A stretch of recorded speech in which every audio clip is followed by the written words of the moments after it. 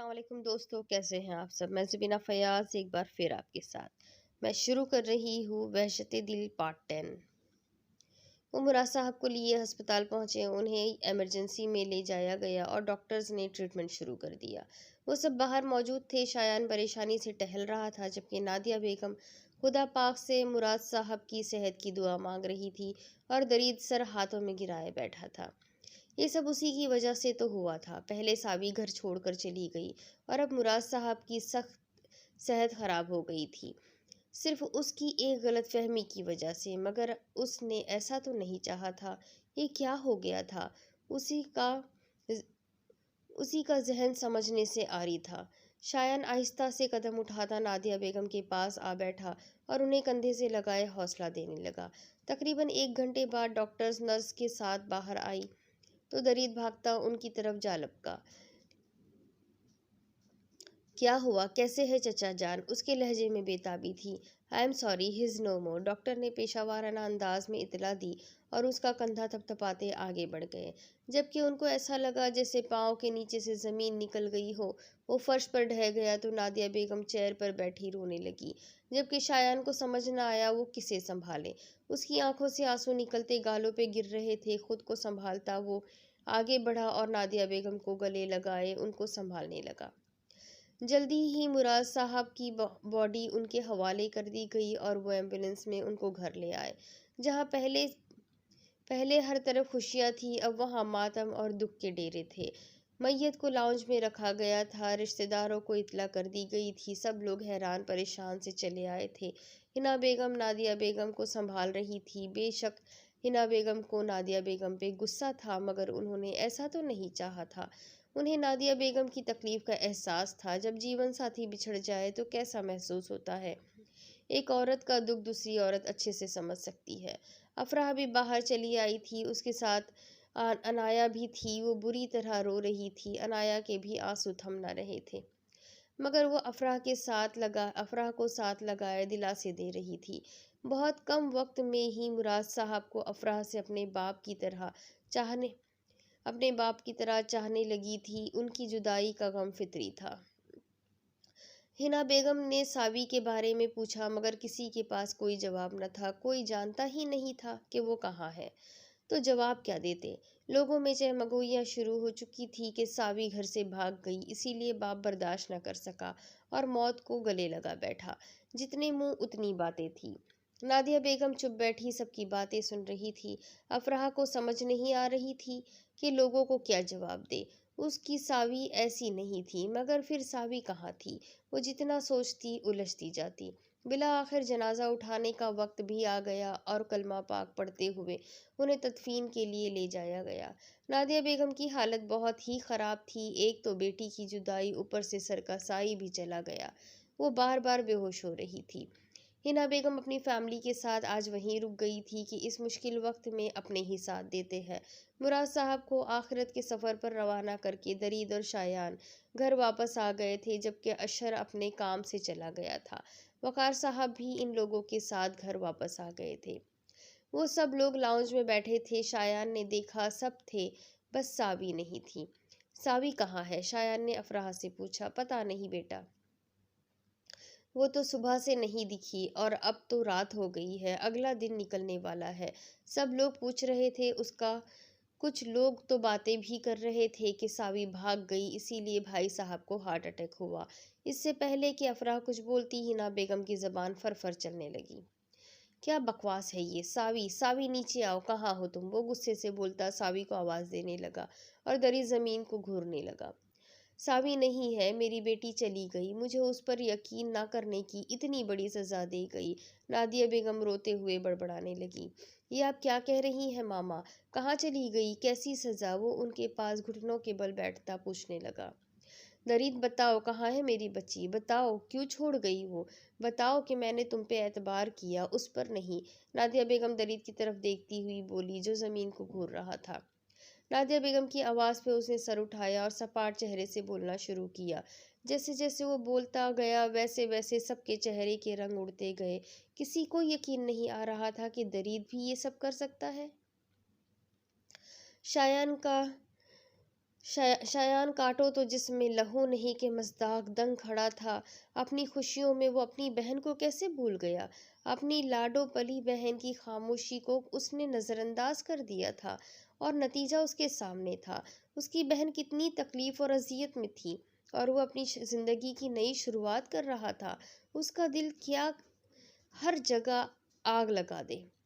وہ بھپرا ہوا سا درید کی طرف بڑھا اور اس پہ ٹوٹ پڑا۔ لاتیں، گھوسے اور تھپڑوں کی برسات کر دی تھی اس نے درید پر، مگر درید نے اف تک نہیں کی کہ ہاں اس سے گناہ ہوا تھا، جس کی سزا بھی ملی تھی اس کو۔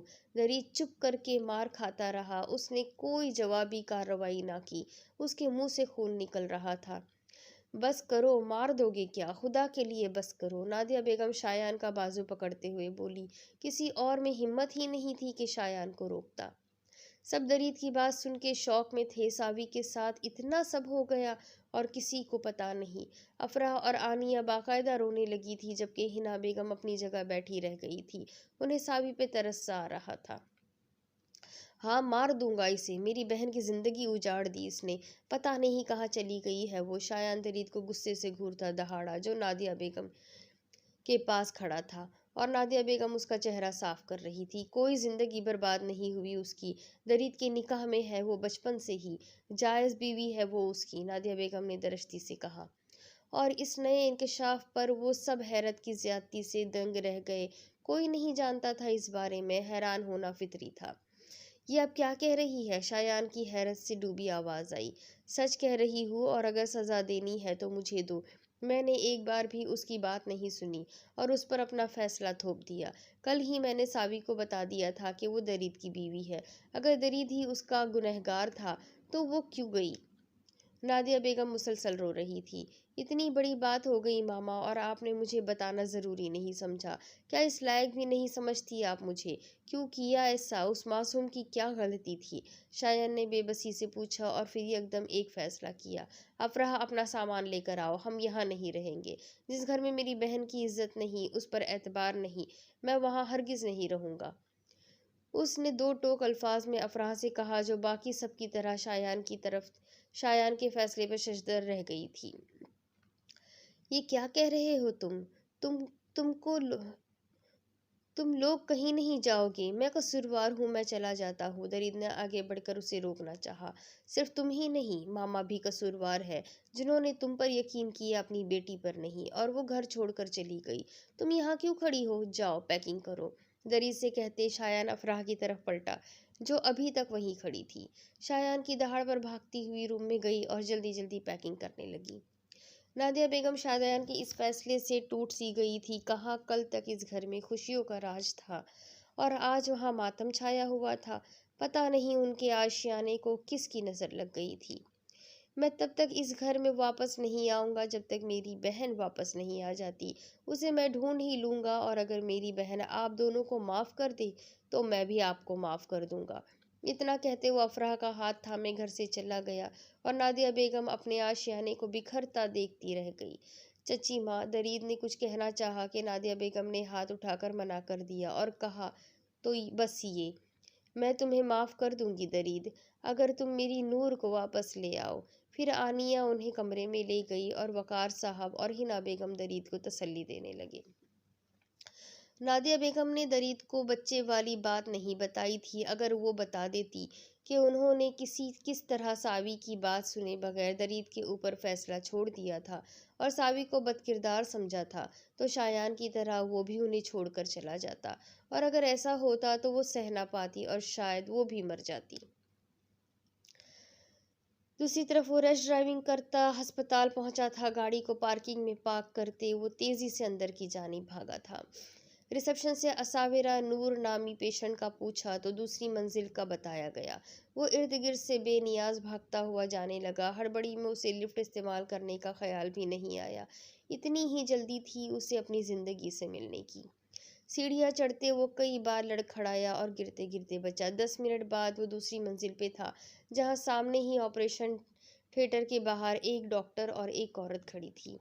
اس نے جلدی سے فون نکالا اور وہی نمبر ڈائل کیا جس سے نور کی کال آئی تھی۔ بیل کہیں پاس ہی بج رہی تھی۔ اس نے آواز کی سمت دیکھا تو اسی عورت کے ہاتھ میں फ़ोन था जिसे वो कान से लगा रही थी। वो तीर की तेज़ी से उस तक पहुँचा। "असाविरा नूर आपके साथ है?" उसने औरत से पूछा, जो हैरानी से टुकुर-टुकुर उसे देख रही थी। "जी, मगर आप कौन?" उसने इस्तफसार किया। "मैं उसका शौहर दरीद अहमद। कहाँ है वो?" अपना तारुफ करवाते उसने सावी का पूछा। "मैं कैसे मान लूँ कि आप उसके शौहर हैं? उसने कहा था कि उसका इस दुनिया में कोई नहीं है।" उस औरत के तीखे लहजे में पूछा। उसकी बात सुनकर वो तल्खी से मुस्कुराया और अपना फ़ोन निकाल के उसमें मौजूद तस्वीरें उस औरत को दिखा दी, जिसमें असाविरा की मुराद साहब, नादिया बेगम, दरीश, शायान के साथ काफ़ी तस्वीरें थीं। "मेरी बीवी है, वो कुछ पर्सनल इश्यूज़ की वजह से नाराज़ होकर घर से चली गई थी। कहाँ है वो? मैं उससे मिलना चाहता हूँ।" थोड़ा बहुत बताते उसने सावी का पूछा। उसकी बात पर उस औरत ने डॉक्टर की तरफ देखा तो डॉक्टर ने दरीद को अपने साथ आने का इशारा किया। डॉक्टर उसे अपने कैबिन में ले आया था। उसे सीट पे बैठने का इशारा करते डॉक्टर खुद भी अपनी जगह पर बैठा और संजीदगी से गोया हुआ। "देखिए दरीस साहब, जब उन्हें यहाँ लाया गया उनकी हालत बहुत ख़राब थी। वो लेबर पेन से गुजर रही थी और इसी दौरान उन्हें किसी किस्म का गहरा सदमा पहुँचा है, जिसकी वजह से उनका नर्वस सिस्टम ब्रेक डाउन हुआ है। उनकी नर्व्स पे बहुत बुरा प्रेशर पड़ा है, जिसकी वजह से उनकी कंडीशन स्टेबल नहीं हो रही और वो बेहोश है। अगर 24 घंटों में उनको होश नहीं आया तो उनके कोमा में जाने का खदशा भी है कि उनकी मेमोरी या आइज़ पर भी इफ़ेक्ट हो जाए। फ़िलहाल कुछ कहा नहीं जा सकता। हम पूरी कोशिश कर रहे हैं, बाकी सब तो अल्लाह के हाथ में है।" डॉक्टर ने तफसील देकर सावी की कंडीशन बताई, जिसे सुनकर दरीद के दिल पर पुरछिया सी चलने लगी। "डॉक्टर, मेरा बच्चा वो ठीक है?" पूछते हुए उसका लहजा काँप रहा था। "ओह हाँ, इस बारे में तो बताना ही भूल गया। आपका बेटा बिल्कुल ठीक है और इस वक्त वो नर्सरी में है। आप जाके देख सकते हैं, बेबी बिल्कुल ठीक है।" डॉक्टर ने उसे तसल्ली दी तो वो गहरा सांस भर कर रह गया। "जो करना पड़े करिए, बस मुझे मेरी बीवी सही सलामत चाहिए," वो बेचैनी से बोला। "आप फिक्र मत करिए, खुदा ने चाहा तो सब ठीक ही होगा। आ बाकी आप दुआ करें, दुआओं में बहुत ताकत होती है," डॉक्टर ने पेशेवराना मुस्कुराहट से जवाब दिया। "मैं बेबी से मिलकर आता हूँ और मैं यहीं हूँ, कोई भी बात हो तो मुझे बताइएगा," वो कुर्सी से उठता हुआ बोला। "जी ज़रूर," डॉक्टर ने दरीज से हाथ मिलाते हुए कहा तो मुसाफहा करता बाहर निकल गया। वहाँ से होता वो सीधा नर्सरी में आया था, जहाँ काफ़ी बच्चे मौजूद थे, जिनमें से कुछ को इनक्यूबेटर में रखा गया था। नर्स की हमराही में वो एक झूले के पास रुका था, जिसमें एक कंबल में खूबसूरत सा बच्चा लिपटा हुआ था और झूले के साइड पे एक कार्ड लटका हुआ था, जिस पर असाविरा नूर का नाम लिखा हुआ था, मतलब वो उसी का बेटा था। उसने नरमी से उस बच्चे को उठा के अपने सीने में भेज लिया और उसके एहसास को महसूस करने लगा। उसकी आंखों से आंसू गिरने लगे थे। ये एहसास ही जानलेवा था कि अगर उसके बच्चे को कुछ हो जाता तो कितनी देर से उसे पता ही ना चला कि वो बाप बनने वाला है, और अब वो उसके पास था, उसके दिल के करीब सर रखे वो सो रहा था। वो खुदा का जितना शुक्र अदा करता कम था। उसे उसकी बीवी और बच्चे से मिला दिया। उसे देर नहीं हुई, अब वो अपने बीवी बच्चे के साथ खुलकर जिएगा, उन्हें ज़िंदगी की हर खुशी देगा और अपने बच्चे की ज़िंदगी का हर लम्हा एंजॉय कर सकेगा। उसने उसका चेहरा देखा, जो बिल्कुल उसकी कॉपी था। एक एक नक्श दरीज से मिलता था। नाक, होठ, थोड़ी, बस आंखों का पता ना चला कि वो कैसी थी, क्योंकि वो सो रहा था। "मेरा शाहमीर, मेरा बेटा," वो उसके गालों पे बारी बारी बोसा देता मोहब्बत से उसे देखता हुआ बोला। "चलो आपकी फूफू और नानू नानू प्लस दादू को फ़ोन करते हैं और बताते हैं कि शाहमीर साहब इस दुनिया में आ गए हैं।" वो उससे बातें करता हुआ फ़ोन निकालता, एक हाथ से उसे थामता नर्सरी से निकल गया। सावी को रूम में शिफ्ट कर दिया गया था, मगर अभी भी उसे होश नहीं आया था। अफराह और नादिया बेगम को उसने कॉल करके बस इतना ही बताया था कि सावी मिल गई है और उसे लेकर आ जाएगा। वो शाहमीर को उठाए रूम में आया और सावी के पास ही बेड पर बैठ गया। उसके चेहरे पर एक सुकून था, जैसे अब उसे कोई परेशानी ना हो। वो बेफिक्री से गहरी नींद में थी। درید یکٹک اس کا چہرہ دیکھے گیا 9 مہینے بعد اسے دیکھ رہا تھا اور اس کا دل ہی نہیں کر رہا تھا اس کے چہرے پر سے نظریں ہٹانے کا۔ اس کی دید کی پیاس تھی کہ بجھ ہی نہیں رہی تھی۔ شاہمیر کو سنبھالتا وہ دھیرے سے جھکا اور ساوی کی پیشانی پہ اپنی جائز محبت کا نشان چھوڑ گیا۔ جلدی سے ہوش میں آ جاؤ، اتنی سزا کافی ہے نا، اب تو ناراض نہیں ہوگی نا؟ پلیز، اب نہیں رہا جاتا تم سے دور۔ تمہارے بغیر میرا وقت کیسے گزرا ہے میں ہی جانتا ہوں۔ وہ اس کے کان کے پاس جھکا، اس کے کان میں سرگوشی کر رہا تھا۔ جب ساوی کے وجود میں کوئی حرکت نہ ہوئی تو وہ گہرا سانس بھرتا سیدھا ہوا اور شاہمیر کو دیکھا جو گہری نیند میں تھا۔ ایک بار بھی اٹھ کر رویا نہ تھا۔ وہ اسے بیبی کاٹ میں لٹاتا خود بھی پاس رکھی چیئر پر بیٹھ گیا اور اس کی پشت سے ٹیک لگا کر آنکھیں موند لی۔ ساوی کے جانے کے بعد اس کے دن رات بس پچھتاوے کی نظر ہو گئے تھے۔ اسے ڈھونڈنے کے لیے اس نے حیدر کو ہائر کیا تھا، مگر جانے اسے زمین کھا گئی تھی یا آسمان کو وہ کہیں نہیں مل رہی تھی۔ جبکہ افراح اور شایان افراح کے گھر میں شفٹ ہو گئے تھے اور شایان نے جاب ڈھونڈ لی تھی، وہ ساتھ ہی میں وہ ساوی کو بھی تلاش بھی جاری رکھا تھا، مگر درید کی طرح وہ بھی ناکام و نامراد تھا۔ ان دکھوں کے دنوں میں بہار تب آئی تھی جب شایان کو باپ بننے کی خبر ملی تھی۔ وہ بہت خوش تھا اور اس کا ذہن کچھ پرسکون ہوا تھا۔ باپ بننے کا احساس ہوتا ہی انوکھا ہے کہ انسان اپنی ہر تکلیف بھول جاتا ہے۔ 9 ماہ گزرنے کے بعد اسے ساوی کی خبر مل ہی گئی تھی اور اب وہ اس کے پاس تھا، بس اسے ہوش آ جاتا، پھر وہ اسے اپنے ساتھ خوشیوں بھرے جہان میں لے جاتا جہاں کوئی غم نہ ہوتا۔ رات 2 بجے کا وقت تھا، ہر طرف ہو کا عالم تھا، کھڑکیوں کے پار ہواؤں کی سرسراہٹ سنائی دے رہی تھی۔ گہری تاریکی نے ہر چیز کو اپنی لپیٹ میں لے رکھا تھا۔ شاہمیر دو بار جاگا تھا، جسے درید نے خود نرس کا دیا ہوا لکوڈ دے کر چمچ کی مدد سے پلایا تھا اور پیتے ہی کچھ دیر بعد وہ پرسکون سا سو گیا تھا۔ درید شاہمیر کو بیبی کاٹ میں لٹا کر خود اب صوفے پر نیم دراز تھا۔ اچانک ساوی کی سانس اکھڑنے لگی، وہ ادھر ادھر ہاتھ پیر مارنے لگی۔ درید اس کی حالت دیکھتا ہڑبڑی میں باہر کی طرف بھاگا اور اگلے 2 منٹ میں ڈاکٹر اور نرس کے ساتھ وہ ساوی کے پاس موجود تھا۔ وہ ایک طرف کھڑا مضطرب سا ڈاکٹر اور نرس کی کارروائی دیکھ رہا تھا۔ وہ خاتون جو ساوی کے ساتھ تھی اسے درید گھر بھیج چکا تھا کہ دن میں آ جائیے گا۔ نرس ساوی کو انجیکشن لگا رہی تھی اور ڈاکٹر اس کا بی پی چیک کر رہا تھا۔ 15 منٹ بعد ڈاکٹر گہرا سانس لیتا درید کی طرف بڑھا۔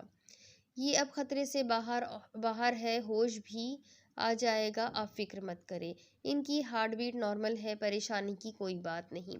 ڈاکٹر اس کا کندھا تھپتھپاتے باہر نکل گیا۔ نرس نے بھی ڈاکٹر کی پیروی کی، جبکہ درید سکون کا سانس لیتا ساوی کے پاس چیئر گھسیٹ کر ساوی کا ہاتھ اپنے ہاتھوں میں لیتا بیٹھ گیا۔ اب اس کی رات آنکھوں میں کٹنے والی تھی۔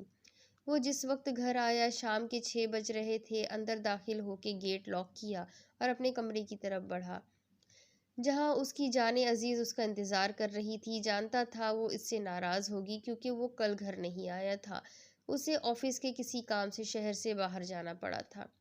وہ اندر داخل ہوا تو وہ بیڈ گراؤنڈ سے ٹیک لگائے نیم دراز تھی۔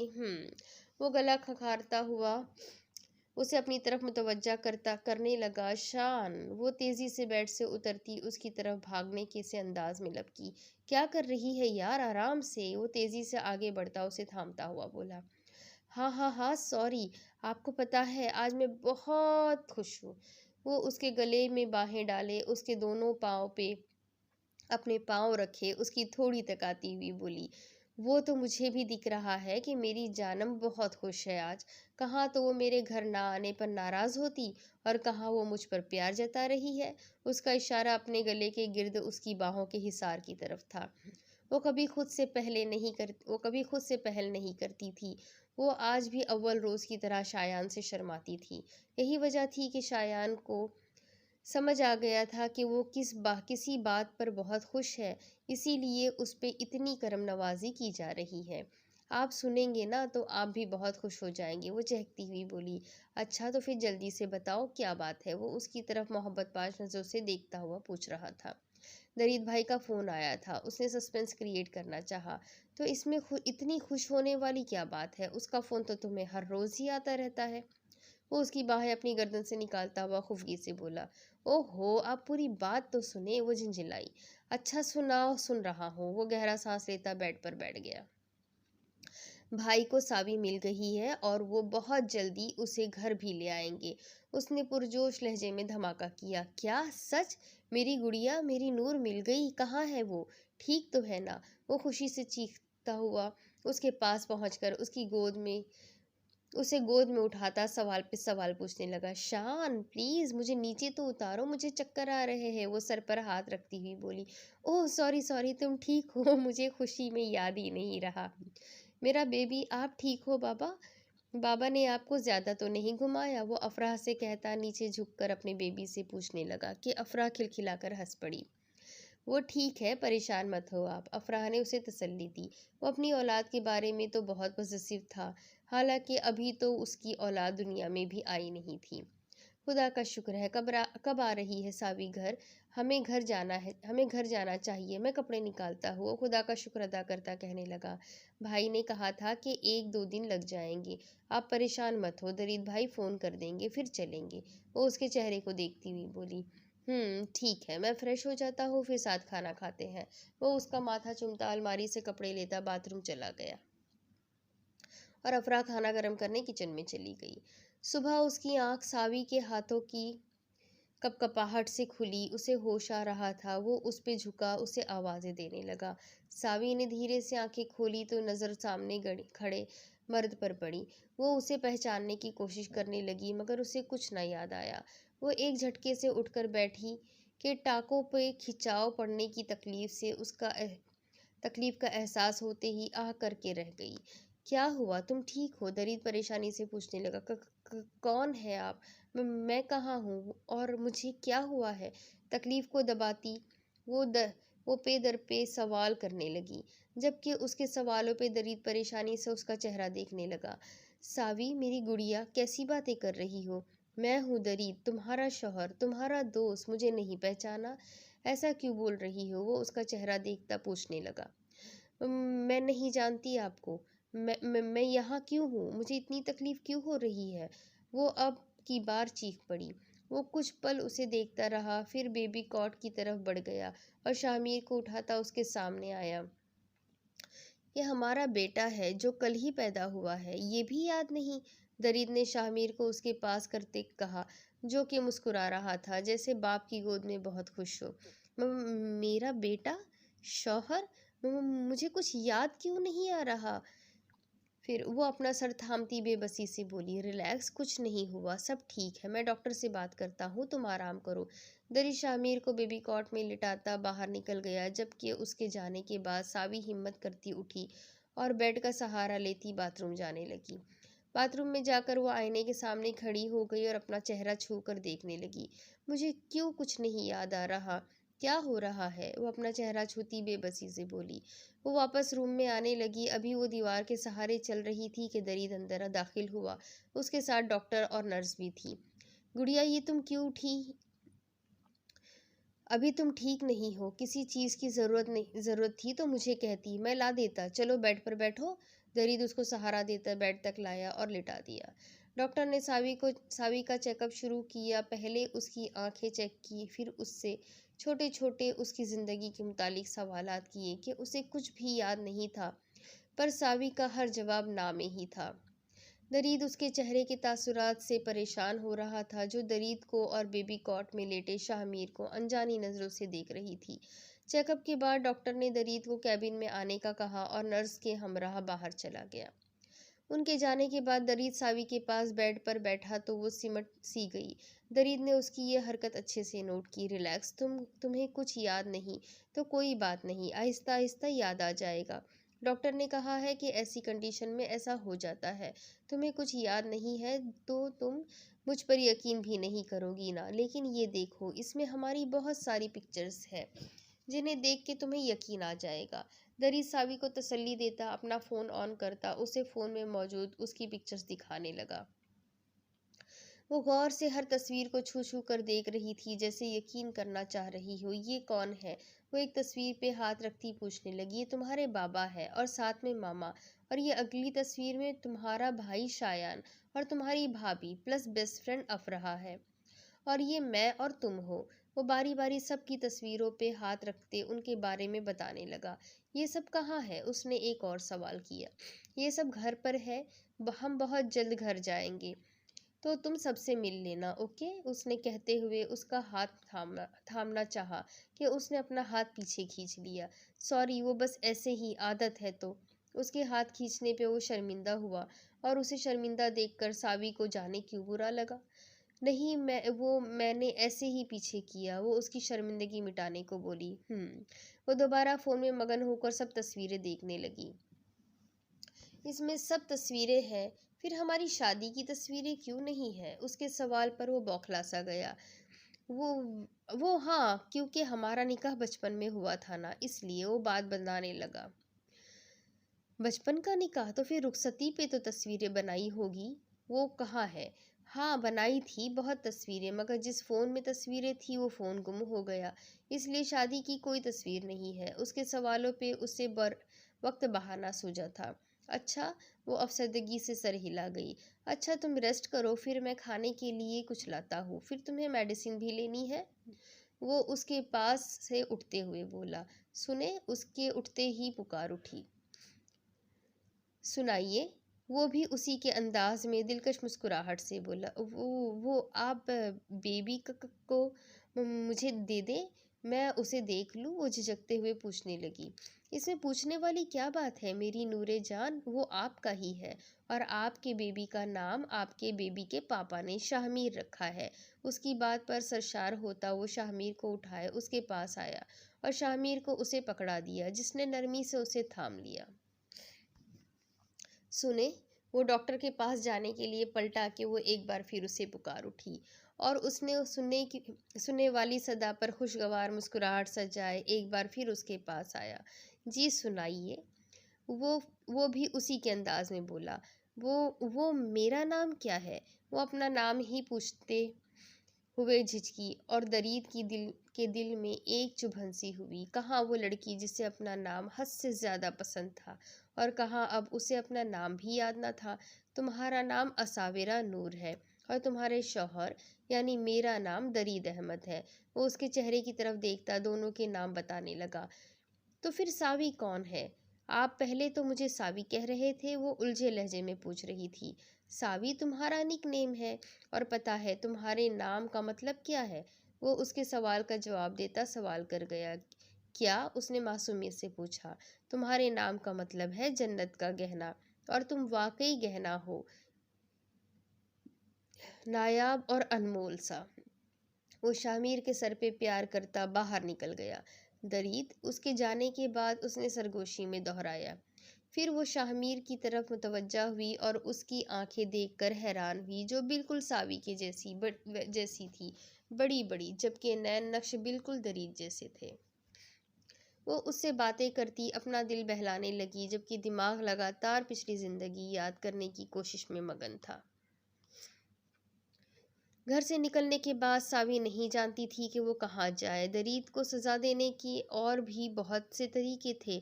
अगर वो चाहती तो खला ले सकती थी, या फिर घर वालों को बताकर उसे सबकी नज़रों में गिरा देती, मगर वो जानती थी कि दरीद उसे कभी ना छोड़ता, और घर वाले भी जल्दी या बदेर उसे माफ़ कर देते कि बहरहाल वो उसके निकाह में थी। उसकी जायज़ बीवी, अगर उनके बीच कोई ताल्लुक था भी तो वह हराम नहीं था। यही सब सोचते हुए उसने दरीद को जुदाई की सज़ा दी थी। वो जानती थी कि दरीद को उससे मोहब्बत नहीं, इश्क है। उसने जो भी किया अनजाने में किया। गलती अगर दरीद की थी तो उसकी भी थी, मगर वो अपनी इज्जत का नफ्स का क्या करती, जो उसको झुकने से मना कर रही थी। घर से निकलने के बाद वो एक एनजीओ में चली गई थी, जो बेसहारा औरतों की मदद करता था। 1 महीना हो चुका था उसे वहाँ रहते, जब एक दिन एक औरत वहाँ आई थी। उस औरत का भी अपना एनजीओ था, मगर उसे एक ऐसी लड़की चाहिए थी जो उसके बेटे को संभाल सके। اور وہ آرام سے اپنے NGO کا کام کر سکے۔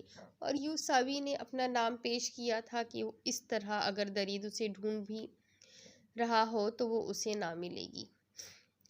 ملیحہ بیگم ایک اچھی عورت تھی۔ ساوی چاہتی تو انہیں سب بتا سکتی تھی، مگر پھر بھی اس نے ان سے جھوٹ بولا کہ وہ اکیلی ہے، اس دنیا میں اس کا کوئی نہیں۔ اسے اپنے اور اپنے ہونے والے بچے کے لیے چھت چاہیے تھی، جو ملیحہ بیگم نے اسے فراہم کر دی تھی۔ وہ اپنا بہت خیال رکھتی تھی، اپنے آنے والے بچے کے لیے بہت سارے پلان بناتی، خود سے اسے دنیا جہاں کی خوشیاں دینے کے عہد کرتی، پراپر روٹین چیک اپ کروانے بھی جاتی۔ اور اسی طرح وہ ایک بار چیک اپ کروانے گئی تھی۔ جب اسے درید نظر آیا تھا، وہ پریشان ہوئی تھی کہ وہ اسے دیکھ نہ لے۔ وہ اس کی نظروں سے بچ کر پارکنگ تک آ گئی تھی۔ ملیحہ بیگم اس کی ہڑبڑی پر پریشان ہوئی تھی، مگر اس نے طبیعت خرابی کا بہانہ بناتے ہوئے انہیں ٹال دیا تھا۔ اسے لگا تھا کہ وہ درید کی نظروں سے بچ گئی ہے، مگر وہ انجان تھی کہ درید اسے دیکھ چکا تھا۔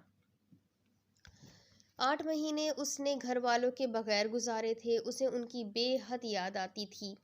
وہ چاہتی تھی کہ اس کڑے وقت میں وہ اس کے ساتھ ہو جب انہیں سب سے زیادہ اپنوں کی ضرورت تھی۔ اس گزرتے وقت میں کوئی ایسا لمحہ نہ تھا جب اس نے ماں باپ، جان سے پیاری دوست اور درید کو یاد نہ کیا ہو۔ ہاں درید، وہ درید کو یاد کرتی تھی، بہت یاد کرتی تھی۔ اسے سزا دینے کے چکر میں اس کی جدائی ساوی کے دل میں درید کی محبت گہری کر گئی تھی۔ اس نے سوچا تھا کہ وہ اسے معاف کر دے گی، اس کا بچہ بغیر باپ کے نہیں پلے گا۔ اور پھر جس دن اس کا بچہ اس دنیا میں آنے والا تھا، اس نے اپنوں کو پاس بلانے کے لیے گھر فون کیا تھا، مگر آگے سے ملنے والی خبر نے اس کے ہوش اڑا دیے تھے اور پھر اسے نروس بریک ڈاؤن ہوا تھا۔ اگر پاس کھڑی ملیحہ بیگم اسے نہ تھامتی تو شاید وہ بری طرح نیچے گرتی اور اپنا قیمتی نقصان کروا بیٹھتی۔ اس کے آگے کی سٹوری میں آپ کو اگلی قسط میں سناؤں گی کہ اب آگے کیا ہوگا، ساوی کو کب ہوش آئے گا، کیا وہ ہوش میں آنے کے بعد درید کو پھر سے معاف کر دے گی، شایان انہیں کب معاف کرے گا۔ یہ سب کچھ جاننے کے لیے میرے ساتھ بنے رہیے۔ اگلی قسط میں پھر ملیں گے۔ اللہ حافظ۔